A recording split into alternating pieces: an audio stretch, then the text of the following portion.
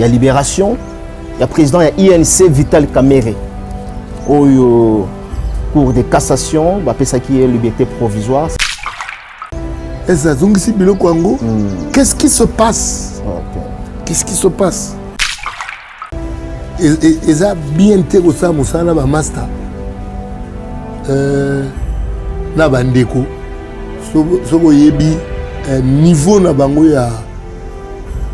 il y a intégrité na sérieuxité. Et là, le régime actuel, les qui master. Qui master, c'est-à-dire quoi? C'est-à-dire laisser aller les alliés, contrôle les intérêts. Mais c'est quoi? C'est la mise en scène. C'est un intoublié, mais moi mise en scène car après. Comment banque ça? C'est-à-dire vous n'êtes pas content de la libération Vital Kamere. Mboka oyo ngana za membre. Mboka oyo ngana za citoyen. Mboka oyo ngana za moko ya ba mboka. Mais fonctionnement auto kotambola nango.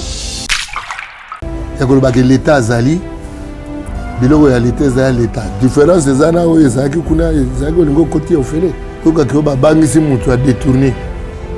Écoute soko détourner nde ba matisi au grade. Et aujourd'hui, ce Batunio, Jean Goubal, production est mon nakati à Rwanda. Ok, nous bêta. Parce que tu as une musique qui est domaine libéral. Pardon? Vous êtes prêt à bêta en Rwanda? Si. La raison est nini parce que les artistes ont la couleur, ils ont la tendance, ils ont profession libérale. Oui. Mutuana yi a côté ndako na yo, a violer bandeko na yo.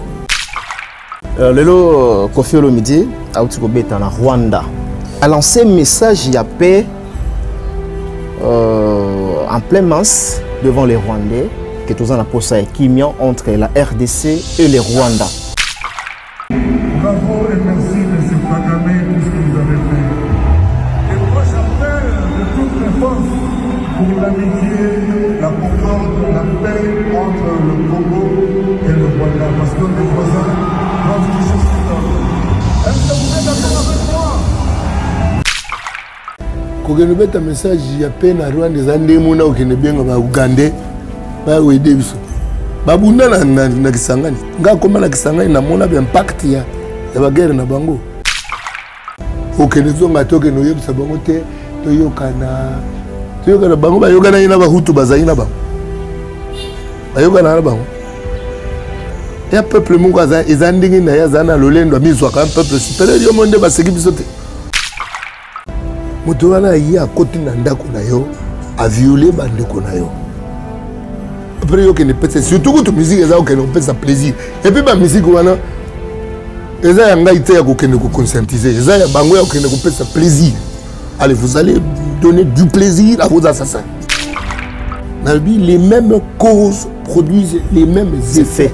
Mon payo ayaki na makona ni ati bokoko bakoko abadui ba umbu o kenda ko bianga yepo ya asa isayo dina bango ya kala nzambe ya on habito longo ala na ndombolisation du cerveau to kanisa moto aye na ndako no a violer batu na ndako no ti na imba ona na longembu Mopaya yaki na mayele maye na makolo maye anyati bonkoko bonso bankoko abazi bawumbu baye wanesika nkona nilangezu wabokono mona wapi balandamo bebisi mpwatana nkimya ko zongela mbeba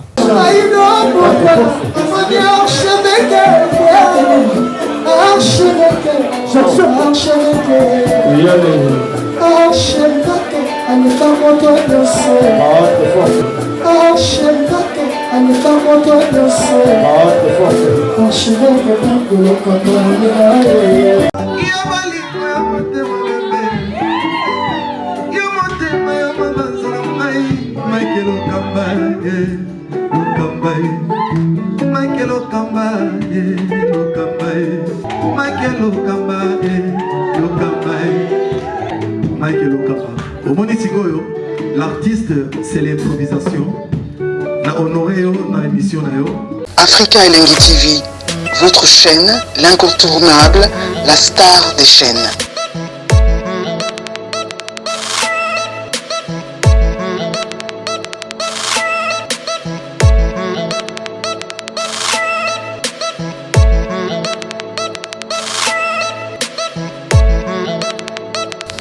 Africa Elengi TV, la magie de l'info.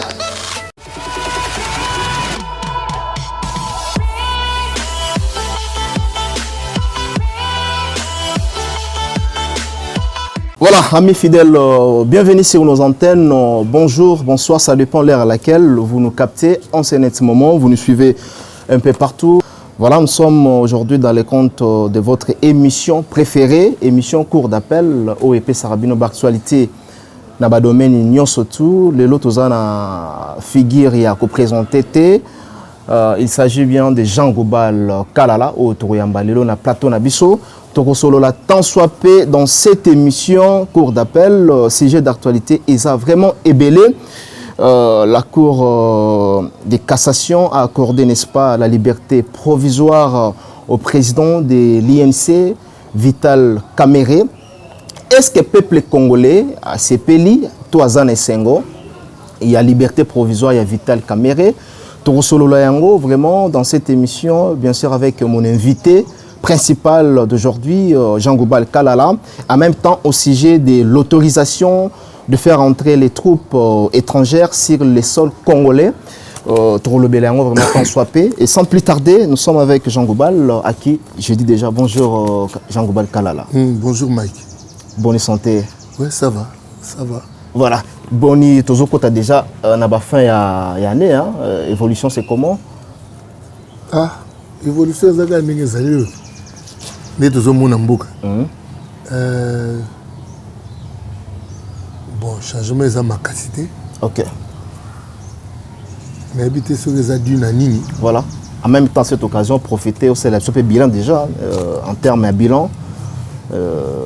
Bon, bilan, il y a une année passée. Et là, mis Covid na Covid. Covid na Covid. Covid na Covid, c'est-à-dire que tu es battu. Nini ça que m'a tambola te Covid ango to un copé ba dirigeant tant sous ou bien un côté, c'est-à-dire que y battu que niveau ya komilinga et matili kolo et ba dirigeant ba y battu que ba milingi lo koleka. C'est la situation que vivre dans le Congo, les années. Le peuple a ceinture, mais les dirigeants va dépenser des millions. On a compris. Est-ce que ça niveau à Komilinga et l'équipe, est-ce que moto a Bosani Kaza moto est-ce que ça a Covid ango? Est-ce que ça pour moto diminuer pour moto a zanga bolingo na ndeko bongo pour ba golia ba millions ba golia kaka. Namboka kaka oyo. Namboka kaka oyo. Ope ba ukanga ka ceinture, ba ukanga ka ceinture. Ope ba oleka na TV ba komisi bango te to bakiseli ba 40 000 francs. Ah. Non, oui, c'est trop fort, c'est trop fort. C'est normalité. Oui. C'est-à-dire bino pas ibobo ko lia ba million. Boya ko mikumisa ndenge bo bakiseli ba ninga 40 000 francs, c'est-à-dire $20. Et est-ce que $20 les ali kamboya ko loba na TV so bakiseli en moto na moi? Yawa nazo comprendre est-ce que ça encore? Est-ce que ça kozanga koyeba?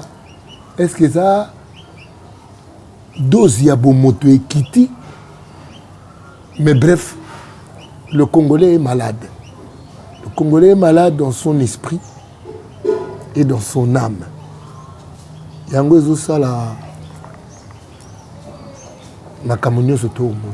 Voilà, on peut dire aujourd'hui que le bilan, c'est na okio awa, na ba terme, na ba point tout au simbi, c'est-à-dire que le bilan est largement négatif. Bilan est négatif, Voilà. Très bien. Alors, parlons au sujet d'actualité. Nanina Zwapi à Vinayo, il y a Libération Il y a président de l'INC Vital Kamerhe. Au cours de cassation, ça qui est liberté provisoire, c'était hier 6 décembre. Votre avis na liberté provisoire ya Vital Kamerhe? Oui, mais la connaît l'école Basango. Donatang na ngala bekola Basango tina kitatabu na ko tatinko. Tanga ngala Basango na yebi mo rigueur to kol nango. Maintenant moi neti Congo to vivre on dirait lioto. To vivre on dirait lioto. Neti lioto, neti biloga oliana ngodi ngodi. C'est-à-dire justice est fonctionné ndenge nini. Qu'est-ce qui fait que mutu yo soki bokangele ke likambo boyi? Est-ce que zongisi biloko yango? Qu'est-ce qui se passe? Okay. Qu'est-ce qui se passe? Moi biso batawa bana basango toyekola ko boka papier te na cour à récréation. Tina kitata bona ko ga boka ba bouteille à plastique te na nzela.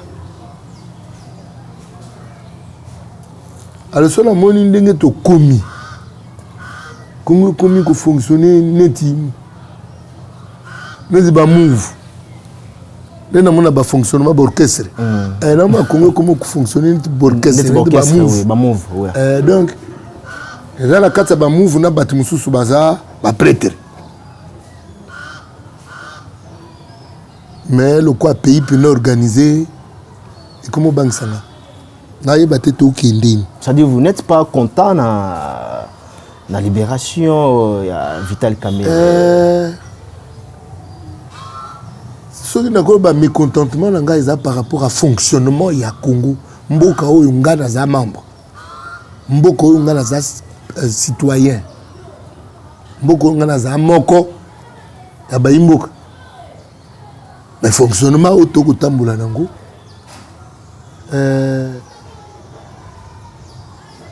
Peut-être que vous avez une norme. Oui. Un pays énorme, la forme. Forme. Na ba norme, tous à la conforme mode d'emploi standard à la vie. C'est-à-dire, il y a des modes d'emploi, il y a des lois naturelles. Des lois où il y a biso photo donké pour gérer l'organisation na biso. Pour gérer une organisation, to sengel kota la lokola organisation ya mokili ezali. So mokili l'équipe biso na pas c'est total organisation ya yo moko moto. Pour moto pas à organisation, moto pas à le quoi entreprise. Mais il y a un colossiko. Organisation moté mais à cerveau ezali ba vaisseau sanguin ezali eteni ezana ndenge nango e fonctionnaka. Oh. Ce qui justice est comme une grand prêtre et un petit prêtre. Mais c'est la justice qui élève une nation. Très bien. Mais ce qui justice est là, Tengumandengoana, élévation de la nation, Togo Kanisa. L'éloté. Voilà, l'éloté comme Jean Goubal, Kalala, Zoloba Awa. Voilà. Vital Kamerhe sort de prison sans avoir purgé la peine conformément à la loi. L'état de droit, la lutte contre la corruption et le détournement des fonds publics, aujourd'hui on peut dire que ça devienne des slogans et sans signification.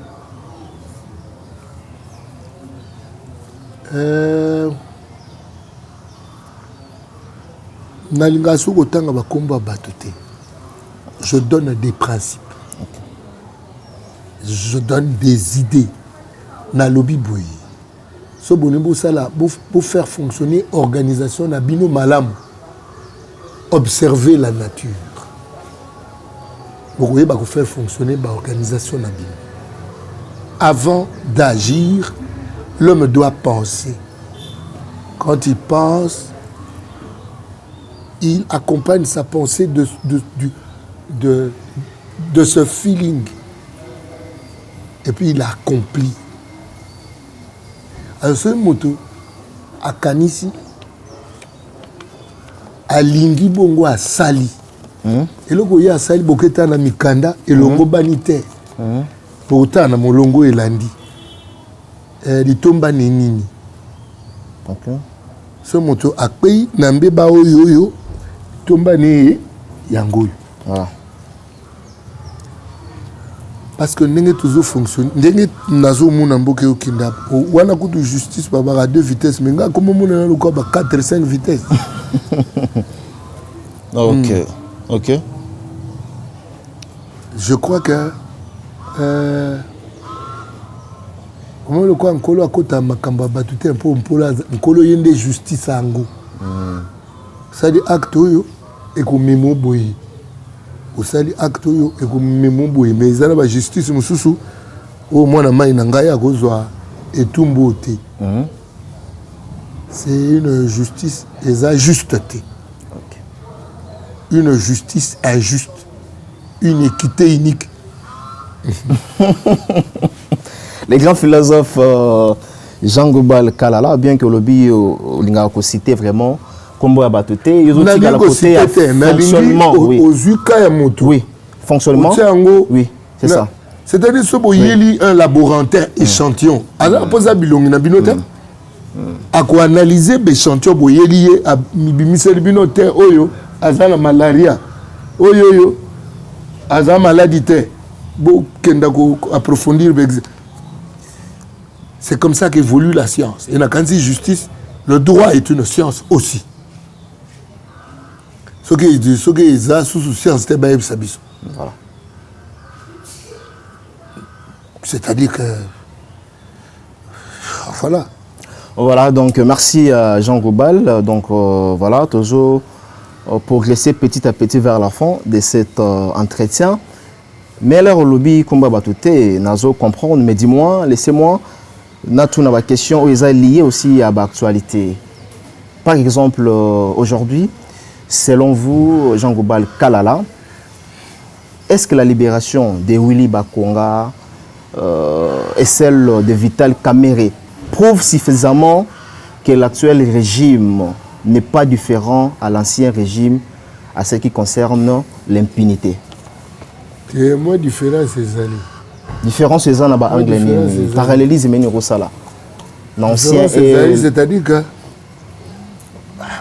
moi, volonté, il y a ko bangi sabato na ko iba ezali. Moi, pour ça, wana, il y a que l'État azali. Bilo réalité c'est l'état différence des ana o ezaki kuna ezaki lingo côté ofele c'est-à-dire qu'il y avait même pas pour que ba bangisi mutu a détourné et que tout soko détourné ndé ba matisi au grade. Ah bon? Ouais. OK. Si vous n'avez pas remarqué ça na kozongso ou ba na kutala bien batunyo so ba nous détourner le régime kuna ba no matagrade. Na bateau ba no détourné na bateau ba no boma ba no matagrade. Oui.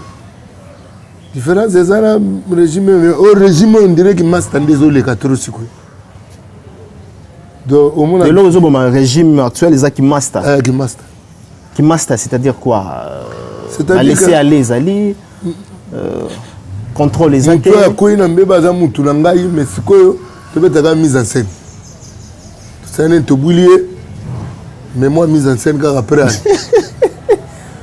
Oh. Ah bon? Boto le banding. OK. Tout le banding. OK. What is up? Comment on a ngai? Yanga le ba. Et ça bien tego ça musana ba master. Na bandeko.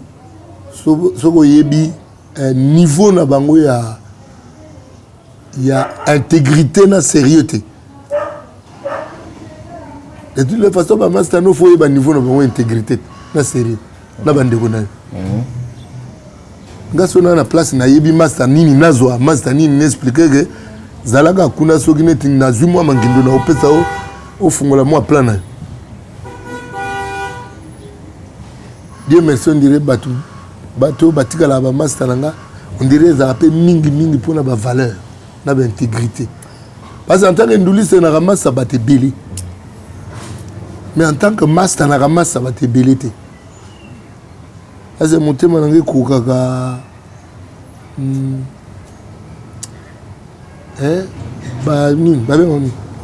Rature rebelle na OK. Na valeur. Na valeur. OK. Voilà, très bien. Alors ozomona espoir ezali pour mboka na biso espoir ezali to la débloquer na système autoza nango lelo. En fait nga na un espoir nanga moko eza nkolo.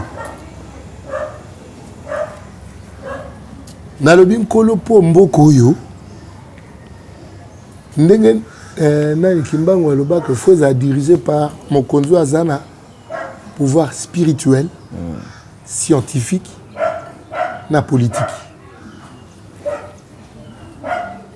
C'est pour cela que je crois. Parce que ça m'a kamoko pesoko au bano que la Bible au risquement na oso miste za ofungam. C'est-à-dire mboko eko fonctionner na honnête li au topo nzambe alingi ko comme ça biso le quoi peuple mo pena zala ko tout peuple té. Pour mission leki munene. Mission ya Congo leki munene, mission ya ko kende ko teyaka esika liloba mike banda. Mission leki munene ngwana je crois que en son temps nzambe o tsa dirigeant oyo yayebi. En son temps.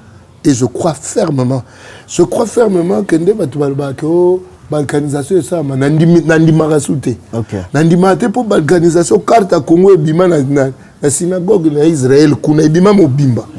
Mboko nzamba yebi mobimba yona nyo balkanisé. Personne. Voilà.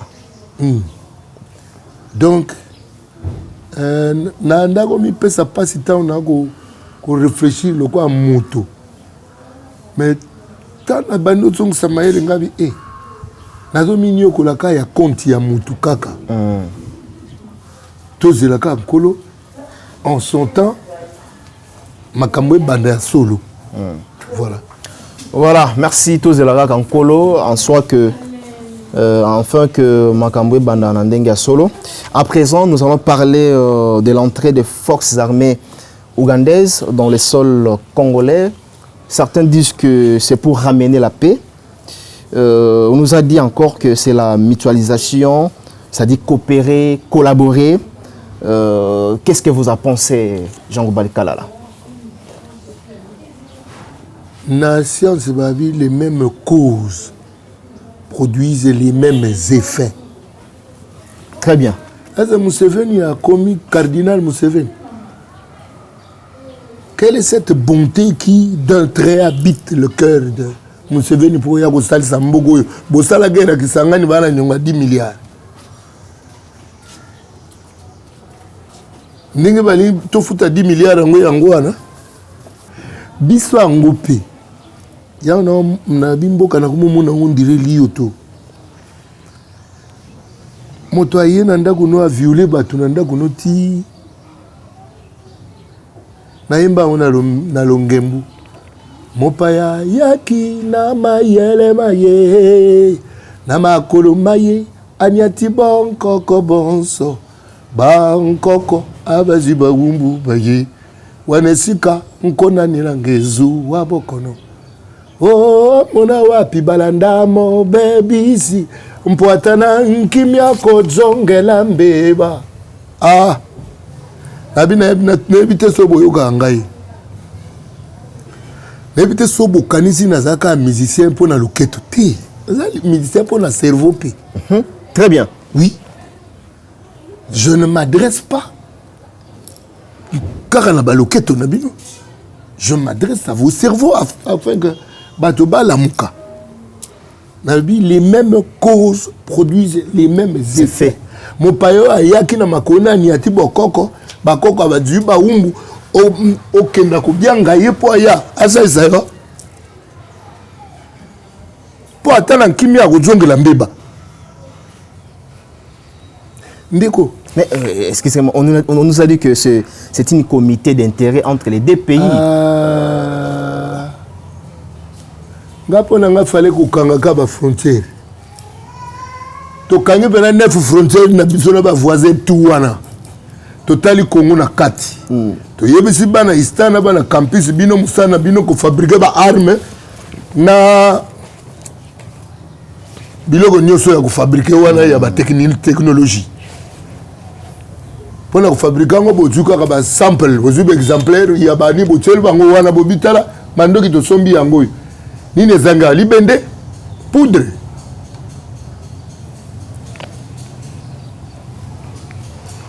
mais quelle est cette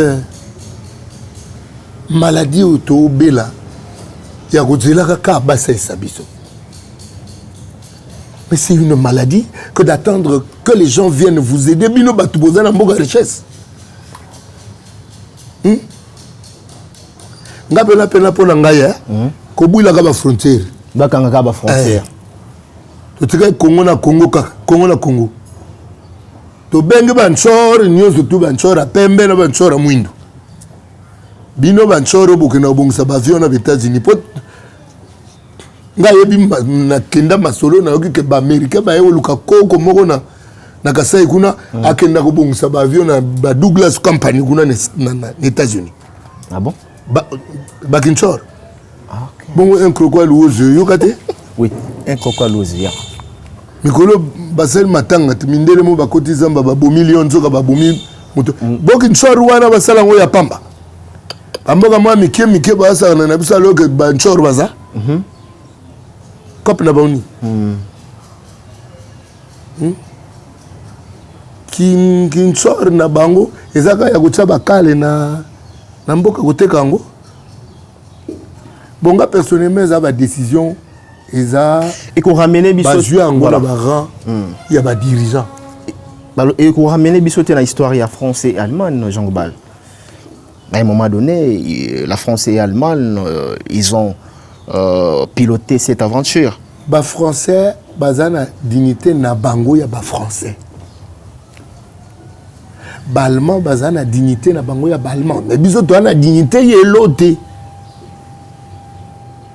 To na dignité yelote un peuple qui dit to teka na biso mboka auto kabola mbongo. Osoka na mboka nini batu ba lo bongo. Et puis so aussi so ba bongo ke sambela nzambe wa pesi bino mboka ngo. Pona nga kutu fere bakanga na pe l'église po batu ba bandana ngo yekola ko kanisa po l'église pena bato ba pesi bango ba te ya bana ngo ya nzambe ole ba pesa bango masolo esprit ce qui concerne le spirituel non ba konzi église ba côté penda bato na boumbu ya matériel. Est-ce que l'église boké betel solo matériel? Où ils ont concerné matériel et la science. L'église englobe le tout. L'église englobe l'immatériel et le matériel. Science, c'est limité à je pense donc je suis observation positive. Voilà science. Science à côté de la masola boyambité. De toutes les façons, on a appelé science à dongi. Science à mon cousin de côté na bo science il y a totalité à science. Science il y a total et ça science est na matériel, na émotionnel, na l'artefact, l'art. La science a donné zakao des portiers wana za ibende. Les portiers wana za ibende bongo ndoto zani.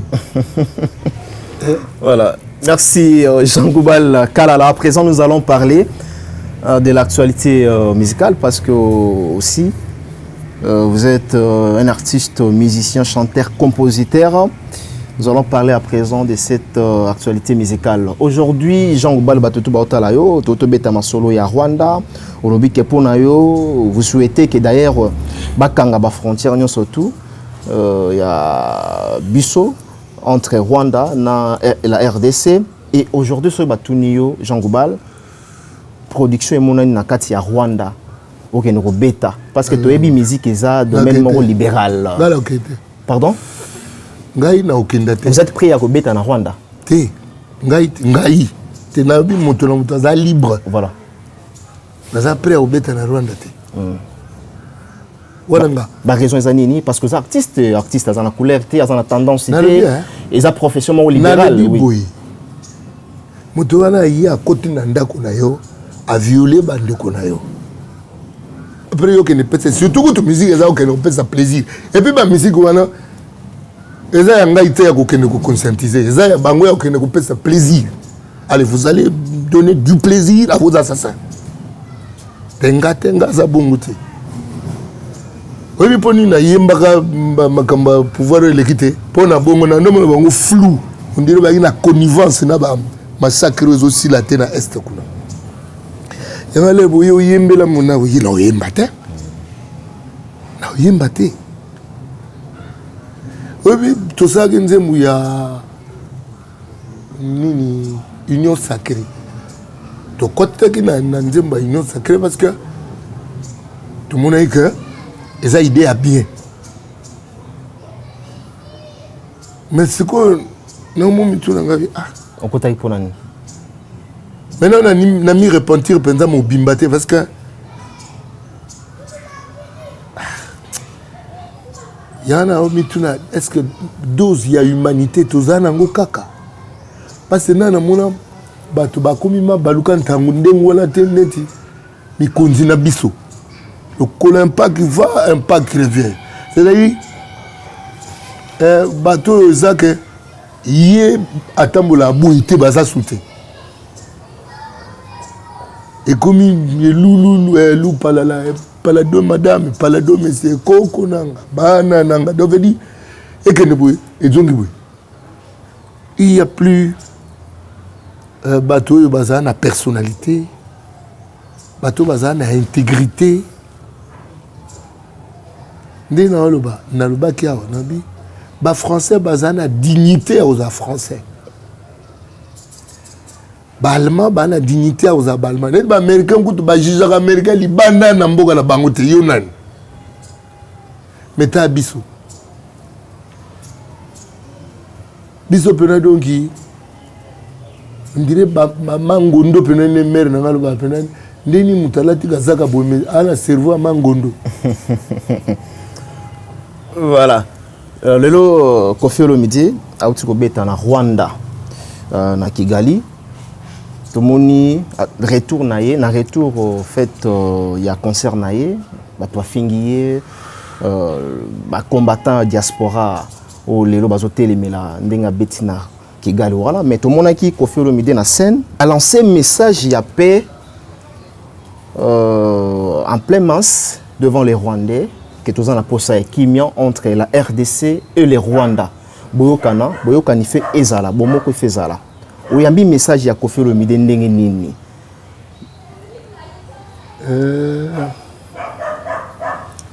mala philosophie ezali bozotala ba cause bozotala ba fait bozotala ba principe bozotala ba fondement ya ba acte philosophe ande monté na bato nyonso tout o ba vivaka superficialité à makambo science nyonso euta na philosophie na lobi les mêmes causes produisent les mêmes effets. Depuis 1994, COP wana ya ba Rwandais, eza ba COP ba betana na Clinton.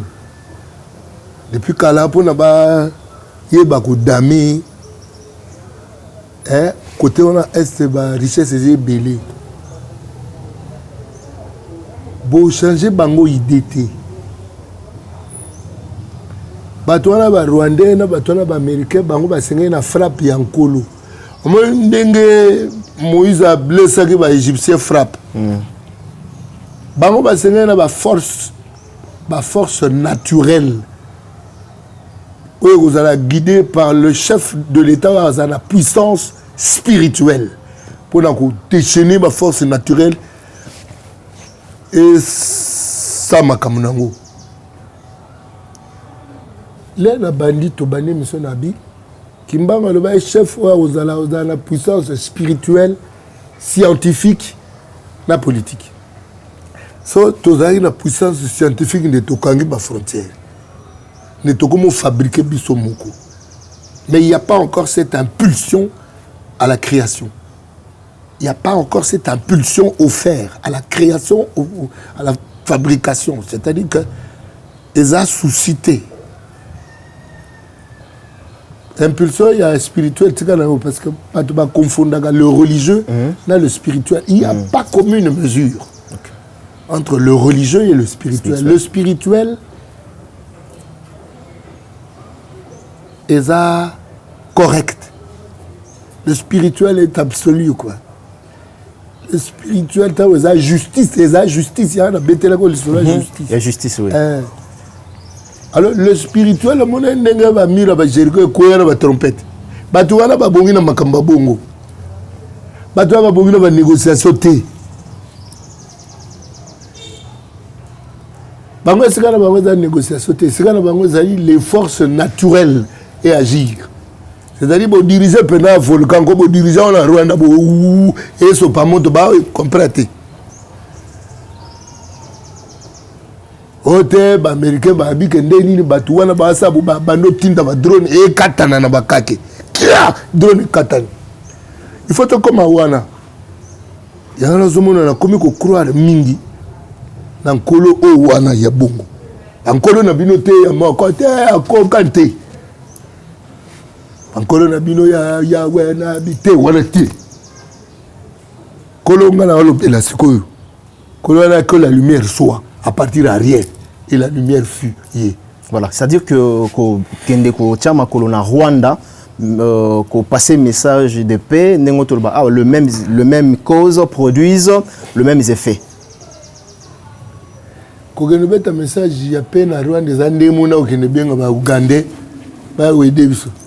Ba bunda na Kisangani. Nga koma na Kisangani na mona ba impact ya ba guerre na bango.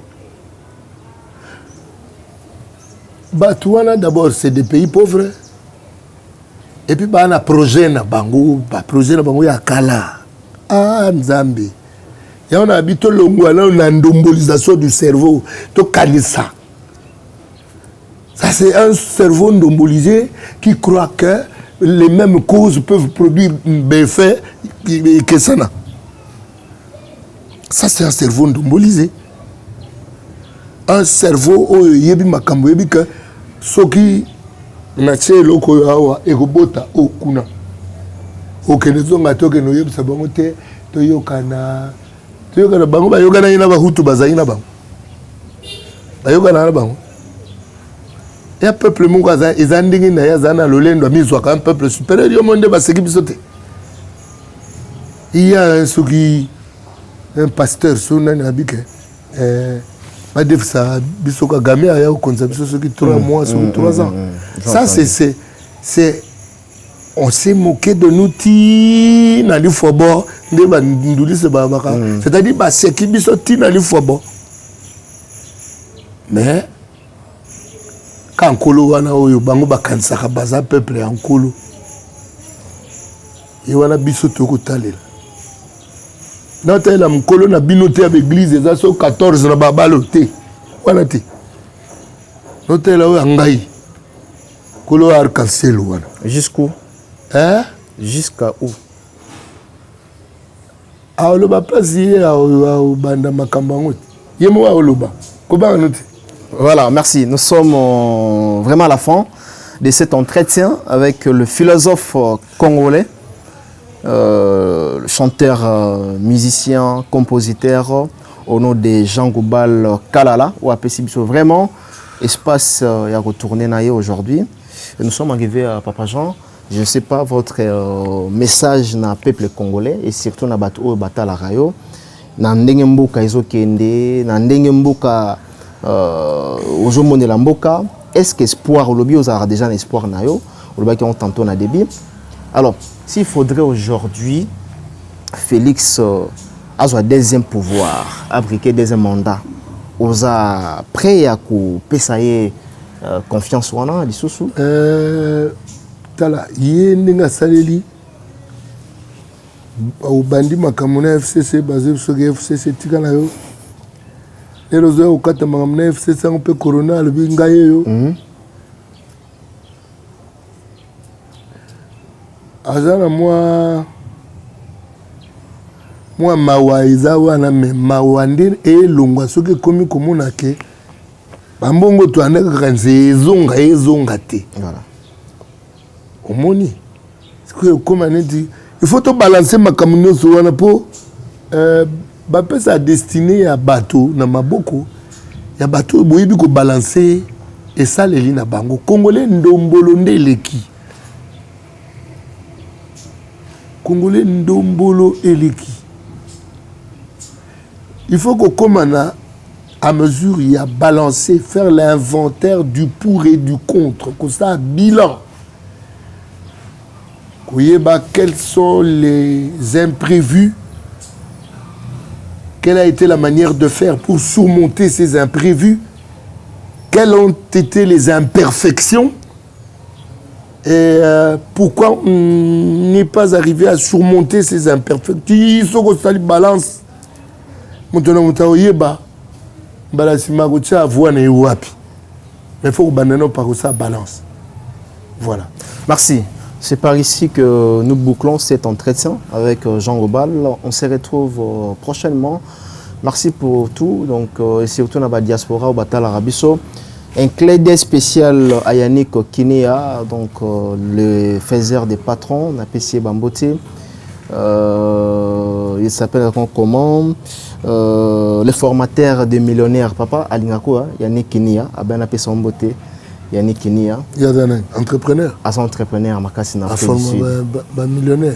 Un format bas millionnaire. Quand on a posé à bon, ah ouais. Kassiata la Makasi a bien formé bas millionnaire. Voilà, zo kayo. Kinea, papa Jean est là, donc voilà. On se retrouve prochainement pour un nouveau numéro.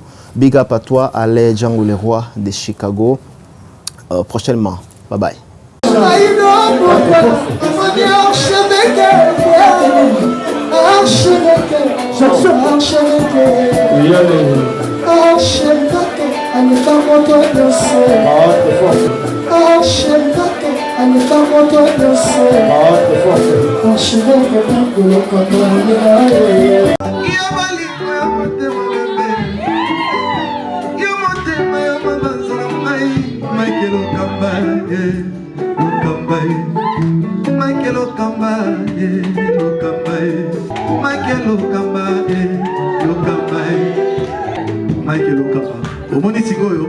L'artiste, c'est l'improvisation.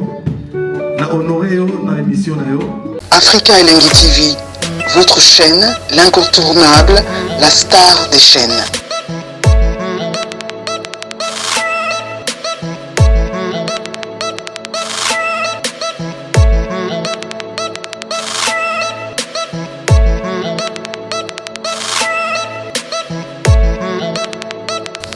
Africa Elengi TV, la magie de l'info.